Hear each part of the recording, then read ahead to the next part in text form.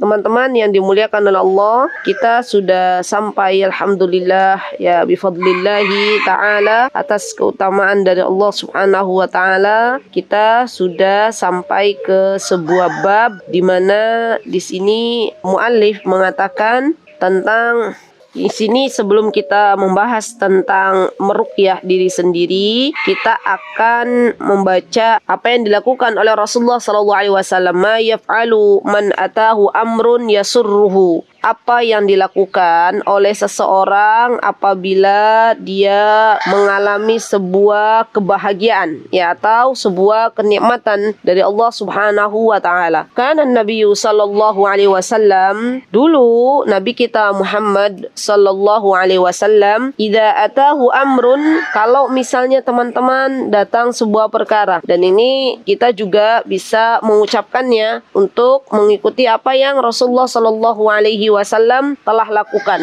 Di Rasulullah SAW itu ketika mendapatkan sesuatu yang mana sesuatu itu yasurruhu, menyenangkan. Ya, misalnya teman-teman mendapatkan rizki ilmu dari Allah misalnya, atau teman-teman misalnya mendapatkan rizki untuk bisa berangkat umroh, atau teman-teman mendapatkan rizki misalnya kabar teman-teman hamil misalnya, atau apapun yang menyenangkan. Ya. Au yusarru bihi, ya, atau sesuatu yang Rasulullah SAW senangi. Apa yang dilakukan Rasulullah SAW? Sajidan syukran lillahi tabaraka wa ta'ala. Maka beliau, teman-teman, subhanallah, langsung bersujud. Ya, subhanallah, sebagai tanda bersyukur kepada Allah subhanahu wa ta'ala. Masya Allah ya. Dan kita tahu teman-teman, Masya Allah, tabarakar rahman, ini merupakan tanda di mana seorang hamba dekat dengan Allah subhanahu wa ta'ala. Dan para ulama berbeda pendapat apakah disyaratkan pada sujud syukur ini semua syarat salat atau tidak. Ada yang mengatakan disyaratkan ya karena dikiaskan dengan salat, ada yang mengatakan tidak disyaratkan. Dan pendapat yang pertama yaitu ya disyaratkan seperti salat, lebih mendekati dengan kebenaran. Wallahu taala alam. Baik, akhwati fillah rahimani wa rahimakumullah. Jadi ketika Allah Subhanahu wa taala memberikan kepada hambanya ya sesuatu yang ia senangi, maka kita bersyukur. Syukurnya seperti apa? Di antaranya yang bisa kita lakukan dengan bersujud. Kalau misalnya kita mendapati sesuatu yang tidak kita senangi, apa yang mesti kita lakukan sebagai seorang muslimah? Tetap kita membaca alhamdulillah, tapi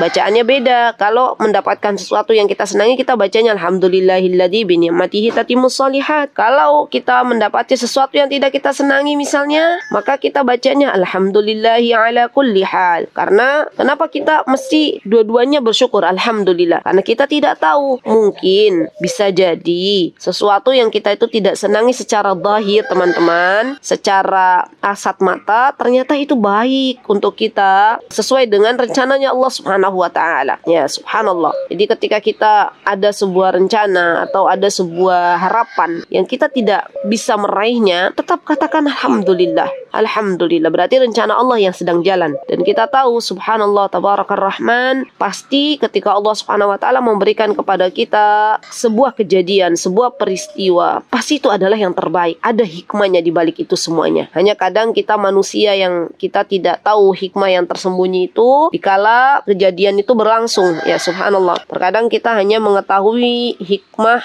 setelah kejadian lama gitu ya, baru kemudian kita mengetahuinya. Subhanallah. Baik, alhamdulillah kita sudah paham ya apa yang mesti kita lakukan ketika kita mendapatkan nikmat atau ketika kita dalam keadaan misalnya tidak memiliki sesuatu yang tidak kita senangi. Nah, teman-teman yang dimuliakan oleh Allah Subhanahu wa taala, sekarang kita masuk ke ruqyah syar'iyyah ya, atau ruqyah mandiri. Jadi akhwati fillah rahimani wa rahimakumullah, arti kata ruqyah ya, sebenarnya teman-teman, kata ruqyah itu artinya secara bahasa, kita bahas dulu biar teman-teman paham, karena kita itu kadang melihat atau memaknai kata ruqyah itu mengatakan bahwa ruqyah itu adalah obat untuk orang-orang yang terkena sihir misalnya ya. Dan sejatinya ruqyah itu teman-teman bukan hanya bagi orang yang terkena kesurupan misalnya ya, tapi lebih luas jangkauannya. Maka kita belajar dulu apa sih arti dari ruqyah itu sendiri. Baik, akhwati fillah yang dimuliakan oleh Allah Subhanahu wa taala, kalau kita lihat ya dalam kamus-kamus bahasa Arab, maka kita akan mendapati bahwa yang artinya dari kata ruqyah itu dari kata ruqo. Ruqo itu artinya meninggikan ya, ini secara bahasa. Dan ruqyah secara istilahan ya, secara syar'i atau secara terminologi, ruqyah itu adalah bacaan ya untuk sebuah pengobatan. Yang mana pengobatan ini bacaannya sudah disampaikan oleh Rasulullah SAW ya, dan disepakati oleh para ulama. Tujuannya untuk melindungi diri kita atau untuk mengobati penyakit. Dan bacaan ruqyah itu bisa berupa ayat-ayat dari Al-Quranul Karim dan juga doa-doa yang diajarkan oleh Nabi kita Muhammad sallallahu alaihi wasallam. Ya, dan kita tahu teman-teman, subhanallah, bahwa Al-Quran ini juga termasuk obat. Jadi ruqyah itu bacaannya dari Al-Quran, dan kita tahu Al-Quran itu syifa. Syifa itu artinya obat. Jadi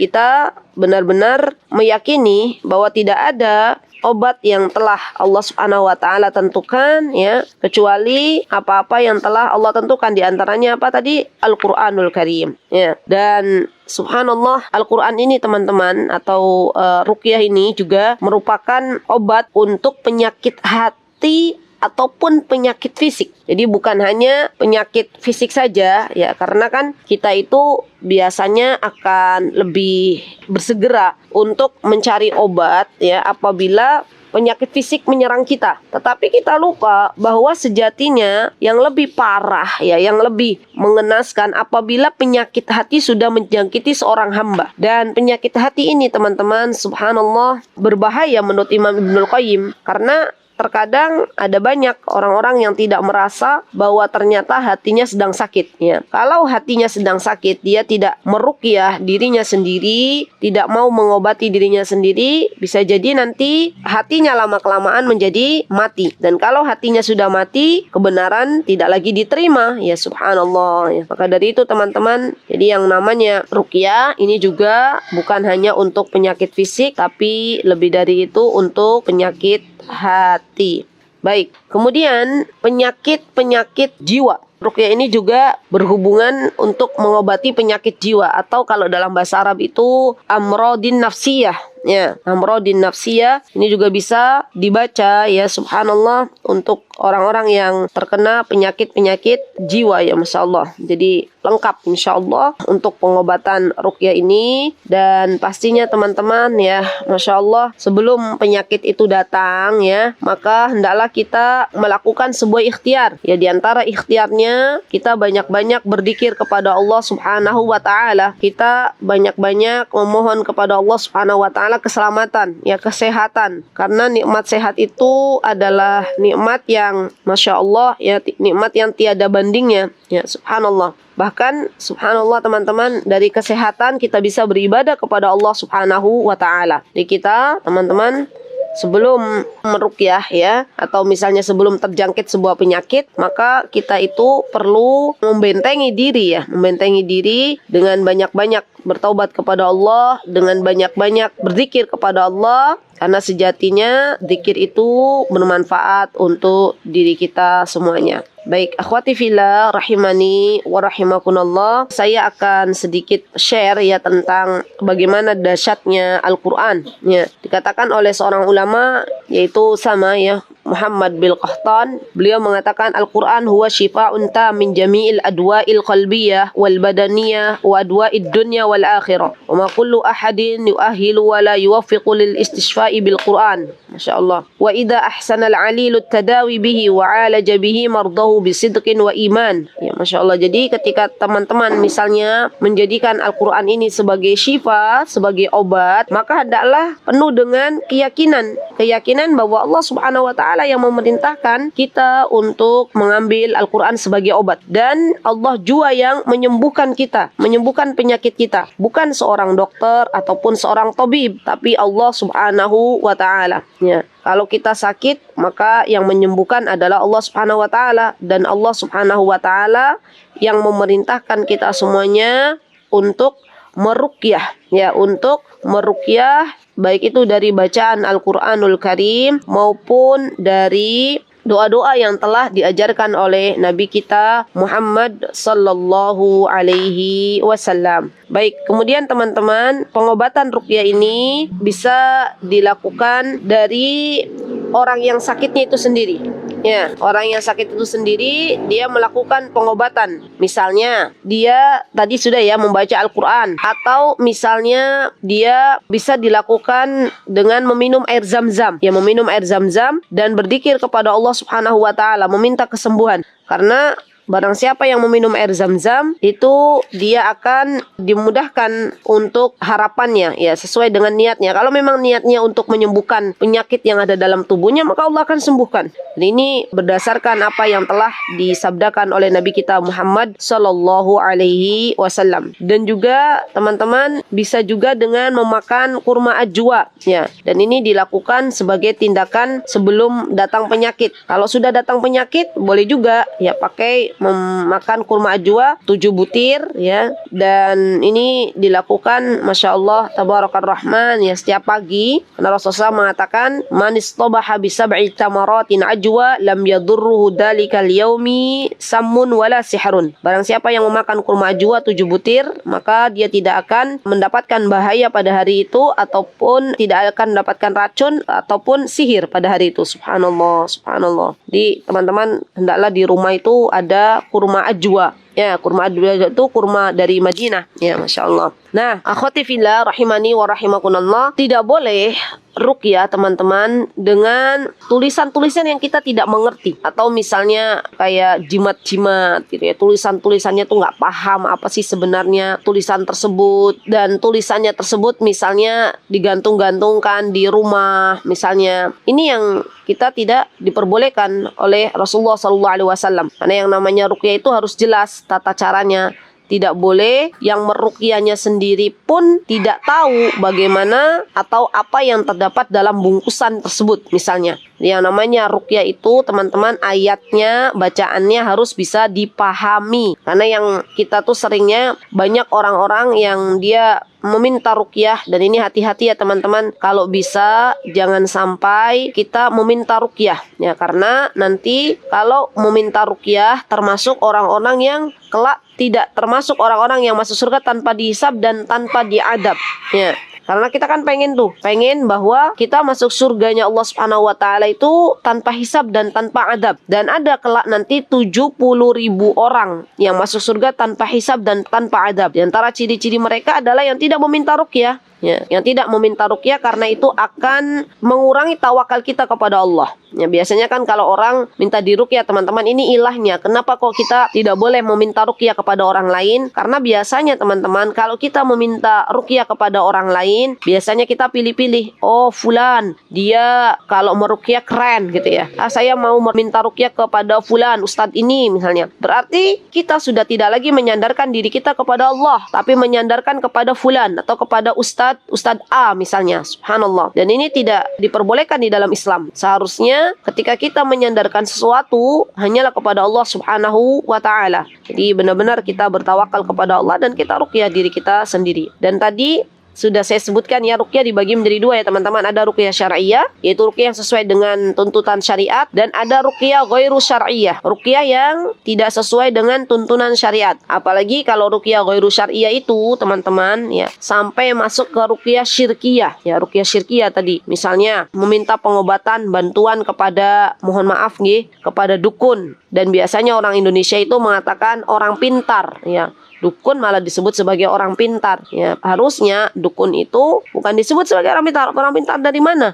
Dan mereka bekerja sama dengan jin dan mereka meminta pertolongan kepada mereka. Jadi jangan kita katakan mereka orang pintar, sudah. Kata-kata mereka orang pintar itu harus dihapus. Dan katakan kalau mereka itu dukun. Dan kita tidak boleh mendatangi dukun. Karena mereka, mantra-mantra yang mereka gunakan itu adalah mantra-mantra yang mereka minta dari bantuan jin. Dan tidak boleh juga misalnya teman-teman termasuk dari ruqyah syirkiyah itu pengobatan yang jelas-jelas itu dilarang di dalam syariat. Ya, misalnya Al-Quran dilumurkan dengan darah misalnya. Dan itu sesuatu yang menghina Al-Quranul Karim. Dan ini tidak diperbolehkan. Maka hati-hati ketika teman-teman misalnya ya menemukan sebuah ruqyah di mana ruqyah tersebut ternyata bertentangan dengan syariat, ya. Berarti itu adalah ruqyah yang ghairu syar'iyyah, ya, ruqyah yang tidak diajarkan oleh syariat. Subhanallah, ya. Zaman penuh dengan fitnah teman-teman, ya, hari ini. Maka berhati-hatilah senantiasa meminta petunjuk kepada Allah Subhanahu wa taala. Ya, subhanallah.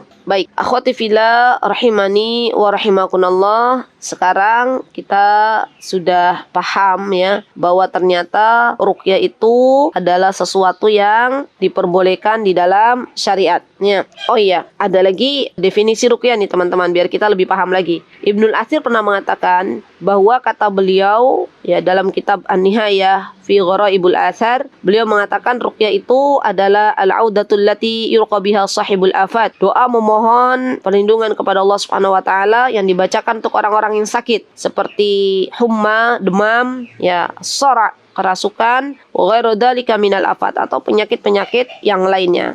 Dan Al-Qarrafi beliau mengatakan bahwa ruqyah itu adalah lafaz khusus yang diucapkan dengan niat. Jadi kalau teman-teman itu misalnya meruqyah, maka niatkan dalam diri teman-teman bahwa teman-teman sedang meruqyah diri sendiri. Ya, meruqyah diri sendiri untuk kesembuhan teman-teman. Karena kita tahu yang namanya niat itu adalah sesuatu yang diajarkan di dalam agama ini. Jadi niat untuk melindungi diri kita, ya, baik itu dari penyakit fisik maupun penyakit non fisik, atau untuk menyembuhkan diri kita masing-masing. Dan subhanallah, semakin tinggi teman-teman tawakal atau niat seseorang ketika dia meruqyah diri sendiri, maka semakin besar peluang untuk sembuhnya. Ini boleh dipakai untuk apa saja. Termasuk teman-teman misalnya ada penyakit yang tahunan misalnya, ya, dan ternyata belum Allah sembuhkan juga, maka ini juga bisa teman-teman ruqyah diri sendiri. Akhwati fillah rahimani wa rahimakumullah. Sekarang kita masuk ke tata cara ruqyah, ya. Ya, pertama yang mesti kita lakukan adalah keyakinan, meyakini diri kita bahwa kesembuhan itu datang dari Allah, ya. Kemudian yang kedua, pastikan bacaan-bacaan ruqyahnya berasal dari Al-Quran ataupun dari hadis-hadis yang sahih, bukan dari hadis-hadis yang dhaif, ya. Dan pastikan teman-teman, kalaupun teman-teman meruqyah diri sendiri dengan bahasa Arab, ya, pastikan teman-teman bisa paham, ya, apa yang dibaca. Karena nanti ini akan berbeda. Kalau teman-teman nggak paham apa yang dibaca, maka efeknya akan sangat-sangat berbeda dibandingkan dengan teman-teman paham apa yang dibaca dalam doa-doa ruqyah. Baik, kemudian yang ketiga teman-teman, ya, mengikhlaskan niat kita, benar-benar mengharapkan wajah Allah Subhanahu wa taala, benar-benar bertawakal kepada Allah Subhanahu wa taala, ya, Masya Allah. Dan ini kita istilahnya mengatakan bahwa ya Allah, saya meruqyah karena Engkau yang memerintahkan kita untuk meruqyah. Dan subhanallah teman-teman, keadaan seperti ini adalah keadaan seorang hamba yang benar-benar butuh dengan Allah Subhanahu wa taala. Dan jangan sekali-kali teman-teman, ya, terselip dalam diri kita itu sebuah kesombongan.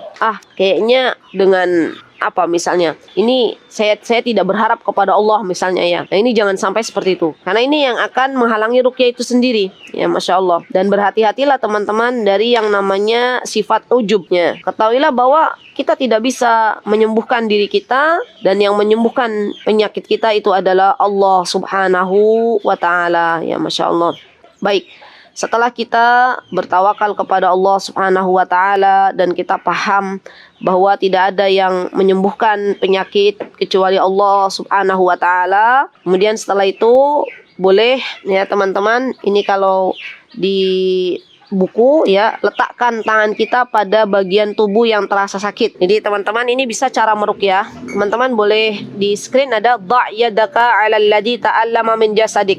Ya, dicoba ya teman-teman. Habis ini letakkan tangan kita pada bagian tubuh yang terasa sakit.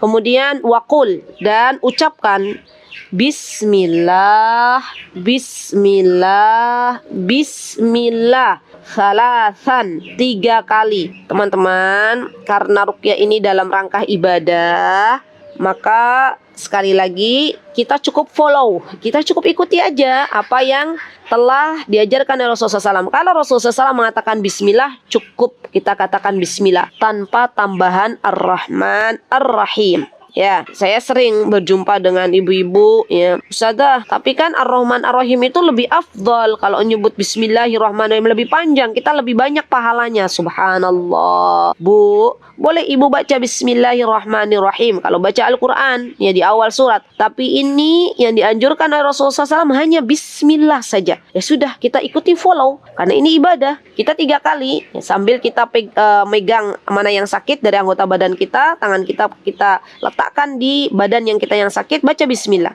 Ya teman-teman yang sekarang punya sesuatu yang sakit, baca sekarang Bismillah 3 kali. Bismillah, Bismillah, Bismillah. Tapi dengan keyakinan nih ya, bahwa Allah yang maha menyembuhkan. Kemudian setelah itu waqul sab'a marrat. Ya, setelah membaca Bismillah, Bismillah salasan 3 kali, maka dilanjutkan membaca sebuah doa. Apa doanya? A'udzu billahi wa qudratihi min syarri ma ajidu wa uhadzir. Berapa kali? Sab'a marrat, 7 kali. Jangan ditambah, jangan dikurang. Udah, itu bilangan dari Rasulullah. Ustazah, tanggung Ustazah, kok 7 kali, 10 kali lah. Ya, subhanallah, ini perintah dari Rasulullah. Kita cukup follow saja, sudah. Ya, jangan ditambah, jangan dikurang. Sab'a marrat, kata Rasulullah SAW, 7 kali. Sudah, kita 7 kali saja. Ya. Apa artinya a'udhu? Aku berlindung billahi kepada Allah Subhanahu wa taala, wa qudratihi, dan kekuasaan Allah Subhanahu wa taala, min syarri ma ajidu, dari kejahatan, ya, ajidu, segala apa yang aku rasakan, wa uhadzir, dan aku waspadai. Ya, yang meriwayatkan hadis ini teman-teman adalah Utsman bin Abi As radhiyallahu anhu. Ya. Dan Utsman bin Abi As ini pernah mengadukan rasa sakit, ya, kepada Rasulullah sallallahu alaihi wasallam. Kemudian Rasulullah SAW mengajarkan doa tersebut, ya, kepada Utsman bin Abi As radhiyallahu an. Jadi subhanallah teman-teman, Islam itu keren banget gitu ya. Sebelum kita berangkat ke tabib atau berangkat ke dokter, coba ruqyah, ya. Saya pernah menemukan sebuah peristiwa, ya. Dan ini peristiwanya nyata. Jadi ada seorang wanita yang mendapati di dalam tubuhnya itu benjolan, ya, benjolan. Kemudian setelah itu meruqyah diri sendiri, ya, meruqyah diri sendiri, baca Bismillah, Bismillah, Bismillah 3 kali dengan penuh keyakinan, ya. Kalau bisa teman-teman boleh berwudu dulu, kan, biar lebih tenang hatinya, ya, berwudu sebelum meruqyah itu. Kemudian sholat, ya, itu lebih baik lagi. Sholat, memohon kepada Allah dalam sholat, ya Allah, saya habis sholat ini saya mau meruqyah diri sendiri, ya Allah berikanlah kesembuhan. Wah, ini lebih keren lagi ya, kalau teman-teman bisa wudu dulu, bisa sholat dulu 2 rakaat, minta kepada Allah Subhanahu wa taala, maka ini pun lebih keren, ya. Nah, kemudian teman-teman baca Bismillah, Bismillah, Bismillah.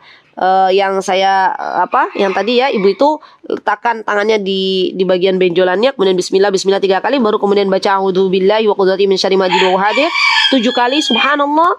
Kemudian beliau mengatakan, katanya sehari setelahnya tuh benjolannya hilang, ya, biidnillahi ta'ala, semuanya atas izin Allah Subhanahu wa ta'ala. Jadi tidak ada penyakit kecuali yang menyembuhkan penyakit tersebut, yang menghilangkan benjolan tersebut adalah Allah Subhanahu wa ta'ala, ya teman-teman.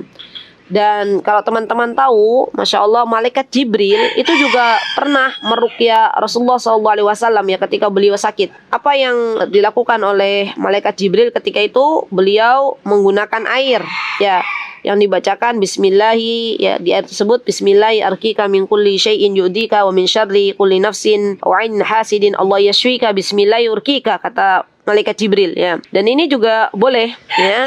Jadi ada air, kemudian dibacakan doa ini Setelah itu, Masya Allah, Tabarakar Rahman, ya ayat tersebut dipercikan pada Rasulullah Sallallahu Alaihi Wasallam. Dan ini ada hadisnya teman-teman. Ya, jadi Subhanallah, kita tidak perlu memakai air yang 7 bunga ya teman-teman. 7 bunga, 7 macam. Kan kadang ada tuh orang-orang yang meruqyah dengan 7 macam air. Ini nggak ada syariatnya ya. Cukup air biasa aja, kemudian baca doa tersebut ya, dan ini juga diperbolehkan ya. Rasulullah SAW juga pernah beliau membacakan Al-Quran ya, dan beliau meniup ya dengan lembut pada telapak tangan beliau, kemudian mengusapnya pada bagian yang sakit. Jadi pernah ibunda kita Aisyah radhiyallahu anha mengatakan bahwa anak Nabi sallallahu alaihi wasallam kana yanfusu ala nafsihi fil marad. Rasulullah SAW itu meniupkan kepada diri beliau sendiri yang meruqyah, beliau sendiri yang baca doanya ya. Kemudian beliau membaca pertama al-muawwidat ya dengan a'udzubillahi minasyaitonirrajim. Kemudian beliau juga membaca doa-doa perlindungan ya. Baru subhanallah, kemudian beliau mengusapkannya dengan tangan beliau, ya subhanallah, dan Allah sembuhkan, Masya Allah. Jadi ini teman-teman boleh kita lakukan. Dan doa-doa ruqyah itu teman-teman ya, doa-doa yang disyariatkan itu sudah ada di dalam Al-Quranul Karim. Ya, jadi tidak apa ya, istilahnya jangan asal baca, tapi memang ada. Misalnya yang biasa dipakai untuk meruqyah itu ayatul kursi. Tahu ya teman-teman ayatul kursi ya, Allahu la ilaha illa huwal hayyul qayyum la ta'khudhu sinatu wala naum, itu ya. Kemudian al-ikhlas. Al-ikhlas ini juga bisa dipakai untuk meruqyah. Al-falaq dan an-nas ya, bisa dibaca 3 kali ya, 3 kali. Dan ini juga bisa dipakai untuk meruqyah teman-teman ya, untuk dipakai untuk meruqyah. Kemudian setelah kita baca Allahu la ilah, kemudian baca ayat kursi baca al-falaq, an-nas dan al-ikhlas 3 kali. Boleh juga baca surat Al-A'raf ya. Al-A'raf ayat 117 sampai 122. Wa auhayna ila Musa an alqi 'asak fa idza hiya talqafu ma yafikun fa waqa al-haq wa batala ma kanu ya'malun fa ghulibu hunalika wa anqalabu saghirin sampai 122 ya. Atau boleh juga baca surah Yunus ayat 79 ya. Ini juga boleh dibaca teman-teman ya. Dan teman-teman juga boleh baca surat Thaha ayat 65. Ini juga boleh dibaca oleh teman-teman ya. Kemudian boleh juga baca surah Al-Baqarah 2 ayat yang terakhir. Yang amana rasulu bima unzila ilaihi min rabbihi wal mu'minun kullun amana billahi wa malaikatihi wa kutubihi wa rusulih. Ini juga boleh dibaca. Atau misalnya teman-teman baca doa-doa ya, doa-doa yang doa tersebut dari Rasulullah sallallahu alaihi wasallam, selain ada yang ada di Husnul Muslim. Ya, misalnya di antaranya apa doanya? As'alullahal azim. Ya, dihafalin boleh. Rabbal arsyil azim an yashfini. Misalnya, As'alullahal azim, ya Allah aku berlindung kepada Engkau, Zat yang Maha Agung, Rabbal arsyil azim, Rabb yang memiliki arsy yang adim, yang agung ya, agar berkenan menyembuhkanku. Ya. Boleh, itu boleh. As'alullahal azim, Rabbal arsyil azim an yashfini. Ya.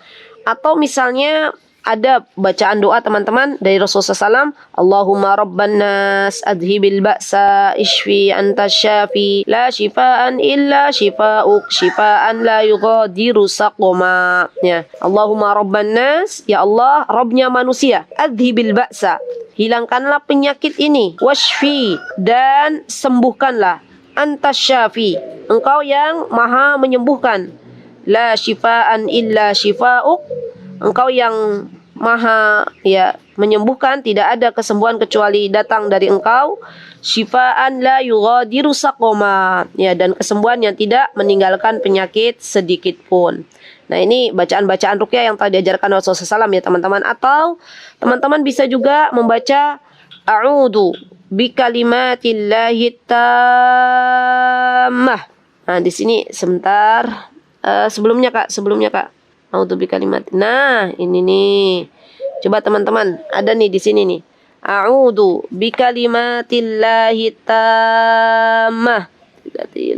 Di sini bacanya la yujawizuhunna birrun wala fajir min syarri ma khalaq wa baru'a wa daru'a wa min syarri ma yanzilu minas sama wa min syarri ma ya'ruju fiha wa min syarri ma daru'a fil ardi wa min syarri ma yakhruju minha wa min syarri fitnatal laili wan nahar wa min syarri kulla tariqin illa tariqan yatruqu bi khairin ya rahman. Ini kepanjangan. Ada sebenarnya yang lebih pendek ya. A'udzu bi kalimatillahi tamma min kulli syaitonin wahamah wa min kulli ainin lamah. Nih teman-teman, ini lebih pendek. Ditulis saja nanti insyaallah sama notulen Kak Nabila. Ya, a'udzu bi kalimatillahi tamma. Aku berlindung dengan kalimat-kalimat Allah yang sempurna. Min kulli syaitonin wahama, dari godaan syaiton ya, dari godaan syaiton, karena syaiton ini yang biasa menggoda anak Bani Adam, baik itu dari syaiton jenis jin ataupun jenis manusia, dan juga dari binatang hama, binatang yang berbisa. Ini ya, teman-teman, ini wa min kulli ainin lama, dan dari pandangan mata yang jahat. Nah, sedikit saya ingin sedikit membagi teman-teman. Jadi terkadang penyakit itu disebabkan karena ain. Ya, disebabkan karena ain. Ain itu pandangan mata orang yang dia mendengki ya kepada orang tersebut atau kepada siapapun ya. Dan nanti biasanya teman-teman, ain ini akan berefek ya. Dia naudzubillah summa naudzubillah ya. Dia menjadikan orang yang awalnya sehat menjadi sakit. Atau ain ini juga pandangan mata jahat juga bukan hanya kepada orang ya teman-teman, tapi juga kepada hewan ya, kepada hewan itu juga menjadikan, kata Rasulullah SAW, ain ini hak ya. Jadi ini kita benar-benar meyakini bahwa ain itu adalah hak, benar-benar ada teman-teman. Dan kita harus tahu bahwa ternyata ain ini mengerikan ya. Kalau saya tuh waktu di Yaman ya teman-teman, orang-orang kalau misalnya sakit ya, atau misalnya anaknya tiba-tiba sakit, itu biasanya mereka lebih ke pengobatan bagaimana untuk menyembuhkan anak tersebut dengan menyembuhkan dari penyakit ain. Karena penyakit ain itu teman-teman hak, ada, jelas adanya ya, Masya Allah. Wallahu ta'ala alam. Di Indonesia saya tidak banyak mendengar tentang penyakit ain ini, tapi ketika Rasulullah SAW mengatakan bahwa penyakit ini, ain ini hak, berarti terjadi kepada seluruh umat Nabi kita Muhammad SAW ya. Dan subhanallah teman-teman, yang namanya penyakit ain ini harus kita waspadai ya, benar-benar kita waspadai. Karena penyakit ain ini teman-teman adalah gangguan yang memang disebabkan oleh pandangan mata. Disebutkan oleh beberapa ulama bahwa Masya Allah ya, ini ngeri ya, asalnya penyakit ain ini dari kekaguman orang yang melihat sesuatu. Kemudian setelah itu diikuti oleh jiwa yang buruk ya, diikuti oleh pandangan mata, kemudian diikuti setelah itu oleh jiwa yang buruk, dan ini akan terjadi. Jadi saya pernah menemukan kasus teman-teman, ini insya Allah real kasusnya. Di tempat kami belajar dulu di Yaman, ada anak yang dia itu awalnya bisa jalan ya. Anaknya lucu, yang namanya anak-anaknya orang Arab ya, Masya Allah tabarakar rahman, lucu-lucu ya Masya Allah. Dan anaknya itu dibawa oleh ibunya ke tempat belajar, pulang dari sana nggak bisa jalan ya, nggak bisa jalan ya Masya Allah. Dan ada juga kisah di mana seorang ibu bawa anaknya perempuan, dan biasanya kalau anak-anak Arab itu kan nggak pakai kerudung ya, nggak dipakein kerudung kayak orang Indonesia itu loh. Orang Indonesia kan kalau bayi jebrol oe oe oe gitu ya. Habis itu nanti berapa bulan setelah dia lahir terus langsung dipakein kerudung. Kalau orang Arab biasanya pakai kerudungnya nanti dipakein hijabnya kalau sudah balik ya. Nah itu rambutnya Masya Allah tabarakar rahman bagus ya, ikal-ikal gitu kan. Kalau orang Arab kan rata-rata rambutnya berikal, Masya Allah ya tabarakar rahman. Dan itu pulang dari tempat perkumpulan itu langsung rambutnya rontok banyak sekali. Dan ini juga ain sama ya, karena Rasulullah mengatakan al-ainu hak teman-teman. Ain itu benar-benar ada. Walau kana syai'un sabiqul qadar sabaqatul ain. Andai kata ada sesuatu yang bisa mendahului takdir, kata Rasulullah SAW, sungguh ain itu yang bisa mendahului takdir. Subhanallah. Rasulullah SAW pernah mengatakan juga, ini loh teman-teman, ini Rasulullah yang mengatakan, aksaru man yamutu ba'da qada'illahi wa qadarihi bil ain. Sebab yang paling banyak yang menyebabkan kematian pada umatku, kata Rasulullah SAW, setelah takdirnya Allah adalah ain. Jadi ngeri banget ini sebenarnya ain ini ya, subhanallah. Maka dari itu kita benar-benar memohon perlindungan kepada Allah dari mata-mata jahat. Termasuk, mohon maaf sekali, termasuk ain ini juga bisa datang dari kedua orang tua. Ya, kedua orang tua kan biasanya istilahnya dia takjub dengan anaknya. Wah, anaknya pinter, anaknya gemoy, lucu, ya putih, gemuk ya. Dia lupa baca dzikir ya, dia lupa menyandarkan kegagumannya kepada Allah Subhanahu wa taala dan anaknya ternyata sakit ya. Jadi ini benar-benar teman-teman hati-hati ya, subhanallah. Juga kepada ini ya, ain itu sebenarnya bukan hanya kepada orang, kepada hewan juga sama. Ketika teman-teman melihat hewan yang bagus, katakan Masya Allah, Tabarakallah gitu ya. Jadi subhanallah, ini benar-benar kita sandarkan semuanya kepada Allah Subhanahu wa taala. Bahkan Ibnu Katsir termasuk beliau mengatakan qala ba'dus salaf ya, termasuk Ibnu Katsir kata beliau, orang-orang salaf itu, orang-orang zaman dahulu ketika dia kagum kepada keadaan tertentu min halih au mali, atau kepada hartanya, au waladi, atau kepada anaknya, faqul Masya Allah la quwata illa billah. Ya, ini juga boleh Masya Allah la quwata illa billah. Boleh juga baca Masya Allah la quwata illa billah. Ya, jadi teman-teman misalnya lihat anaknya menyenangkan atau bagus, baca Masya Allah la quwata illa billah. Dan nasihat untuk diri saya dan teman-teman, mohon maaf ini saya harus mengatakan ini ya sebagai rasa sayang saya kepada teman-teman. Tidaklah saya mengatakan ini teman-teman kecuali saya itu sayang kepada teman-teman, kecuali saya mencintai teman-teman karena Allah Subhanahu wa taala. Jangan coba-coba memajang foto anak-anak kita di sosial media. Ya, coba kalau kita boleh jujur ya teman-teman, apa sih manfaatnya memajang foto anak-anak kita? Jangan biarkan anak-anak kita menjadi korban, subhanallah. Paling banter manfaatnya itu orang-orang bilang, wah anakmu ternyata, kamu punya anak ternyata cantik, kamu punya anak ternyata bagus, ganteng. Tapi kita lupa bahaya dibalik itu semuanya. Kan kasihan anaknya. Kita yang seneng dipuji anaknya, tapi anak kita yang sakit. Subhanallah. Bagaimana kita nanti besok mempertanggungjawabkan keadaan kita di hadapan Allah Subhanahu wa taala? Diingat ya emak-emak, kalau emak-emak kagum, ibu-ibu kagum, cukup itu ditaruh di hati gitu ya. Atau jangan disebar, kita nggak tahu loh, kita nggak tahu, sosial media kan luas ya. Kita nggak tahu, barangkali ada orang di luar sana ya, ternyata ada hasad di dalam hatinya, memandang dengan pandangan yang tajam misalnya ya. Karena bisa ain tuh bukan hanya langsung bertemu, ternyata ya setelah saya membaca buku tuh, baca kitab, bisa juga dari pandangan foto. Ya, dan ini hati-hati ya teman-teman. Ya. Nah, kalau misalnya sudah terlanjur terkena ain, misalnya ya, maka apa yang harus dilakukan? Yang harus dilakukan teman-teman, diruqyah. Ya, diruqyah. Atau kalau kita tahu misalnya ada orang tersebut misalnya yang menganiaya anak kita, kalau kita tahu kan biasanya kan nggak tahu ya. Kalau di Arab itu subhanallah, karena di sana itu sering ya teman-teman kejadian ain gitu ya. Fulana anaknya sakit, terus kita tuh ini biasanya yang sedang belajar di sana pada suruh wudu ya. Jadi ini ada ajarannya dari Rasulullah SAW. Jadi Rasulullah SAW dulu kalau ada orang kena ain, kata Ibunda Aisyah, maka kemudian orang-orang pada berwudu ya. Summa yaktasilu minhul ma'in, dan air wudu tersebut dipakai mandi bagi orang yang terkena ain. Biidnillahi ta'ala sembuh ya, biidnillahi ta'ala ya, semua atas izinnya Allah Subhanahu wa ta'ala ya. Dan pernah teman-teman dulu ya, seorang sahabat bernama Amir bin Rabi'ah dulu terkena ain ya. Kemudian Rasulullah SAW beliau memerintahkan ya para sahabat yang lain untuk berwudu, dan alhamdulillah biidnillahi ta'ala sembuh ya, Masya Allah. Ada juga doa teman-teman, doanya Bismillahi yubrika wa min kulli da'in yashfika wa min syarri hasidin idha hasad wa syarri kulli dhi ainin. Ini juga bisa dibaca ya teman-teman. Kalau yang lebih umum lagi, yang teman-teman mungkin sudah tidak asing di teman-teman, yang a'udzu bikalimatillahi tammati min syarri ma ajidu wa uhadir, atau a'udzu bikalimatillahi tammati min kulli syaitanin wa hamatin wa min syarri wa min kulli ainin lamah. Baik, jadi itu ya insyaallah untuk meruqyah.